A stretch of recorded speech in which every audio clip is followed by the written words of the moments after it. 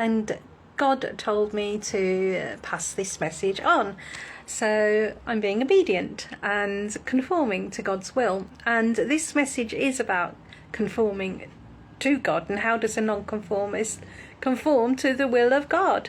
Because I've always identified as a non-conformist. I've always rebelled against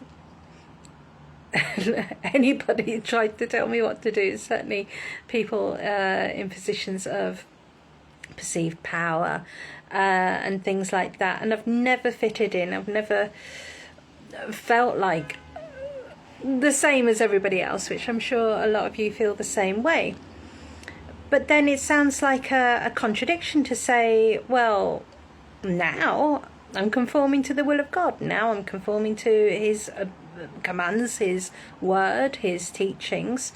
So how does that, measure up? How can you square that circle? Well, the thing is, one of the things God says is do not conform to the pattern of this world, but be transformed by his word, by the renewing of your mind. So that's what happens when you give your life, and in my case life and business, over to God. You are transformed.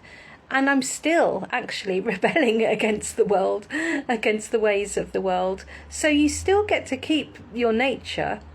You don't lose your personality all of a sudden when you get into alignment with God and let him into your life. And you've got your nature, you've got your personality. So that remains the same. And so I feel like, and I know it's true, I am still rebelling. In fact, being obedient to God and his word is probably the biggest rebellion you can do in this world, in this man-made world, where man seems to have all sorts of ideas about how you should live your life, what you should do, how you should do it, when you should do it, when actually we just need to listen to our Heavenly Father's word, because who knows best, man or God, your creator?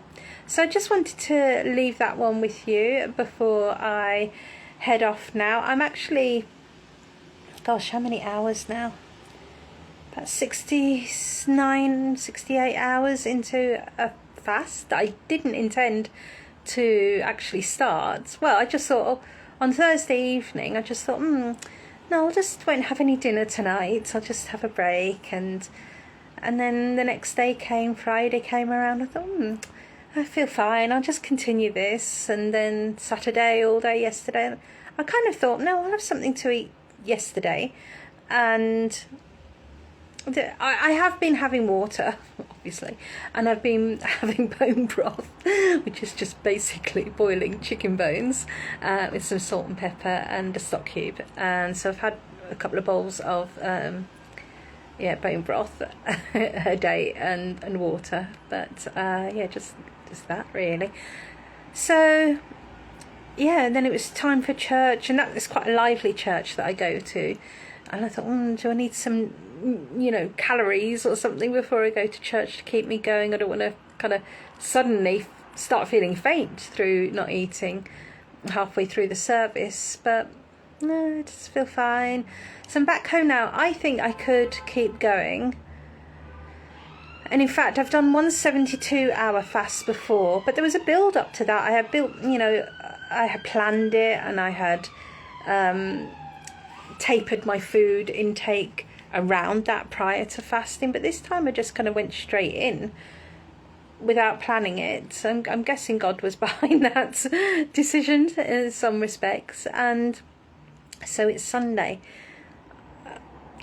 I feel like my hunger I haven't been ravenous at all whilst I've been doing this, and I feel like I could keep going, but I do like food. So I don't know whether to break my fast today, because I would like a Sunday roast, which I don't ordinarily have actually, but I don't think that probably a Sunday roast is the best thing to break a fast with. I normally say maybe fruit juice or fruit. So we'll see. I don't know. I'll update here if I break my fast or not, if I continue. I don't know yet. I hope you're having a lovely Sunday, but I just wanted to share that word with you, because if you feel like giving your life and being obedient to God and His word. But not only that, the purpose that you're here for, which is really, really important. If you think that's a dull journey, well, let me tell you, you are mistaken. It doesn't come without its challenges. You are renewed as you conform to His will, as you leave behind the ways of the world. But there are so many benefits that you get when you say, yes, God, okay, I surrender now. And you're probably seeking something else anyway. Certainly if you're following me, you've I don't know for how long, but you might have seen some of my journey where I've been seeking in all the wrong places. And yeah, it's coming up to almost 2 years since I started my journey, and it's been the best thing I've done. And I wouldn't change anything. If I could encourage you to do anything, it would be to surrender sooner to the call, if you feel that, or if you want to chat with me about it, just DM me and we can have a private chat. Ask me anything you like. I don't mind. I'm pretty much an open book. I've just got my picture up there. Faith is the evidence of things not seen. And so yeah, that is having faith in not looking at this reality as the truth, when actually what God says is true for you, and having faith and trust in what He says. And when you develop that connection and relationship with, I sought that relationship with Him for years, and He just felt so distant, so far away, and I started feeling like, oh well, I'm just not good enough then. He just doesn't want to connect with me.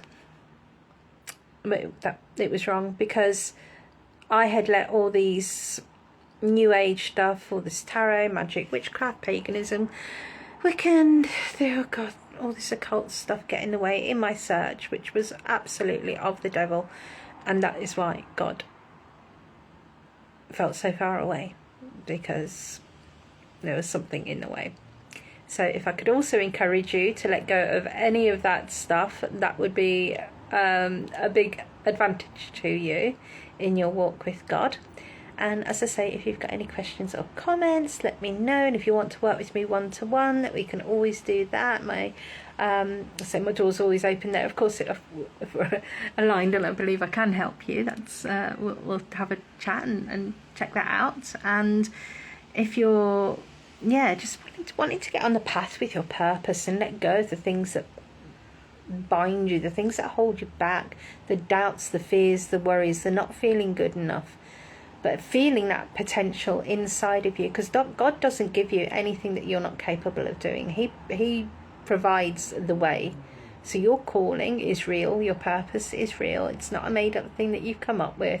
So give yourself the best chance and let go of the fears and the worries and the ways of the world, and let yourself be conformed by the will of God and His ways.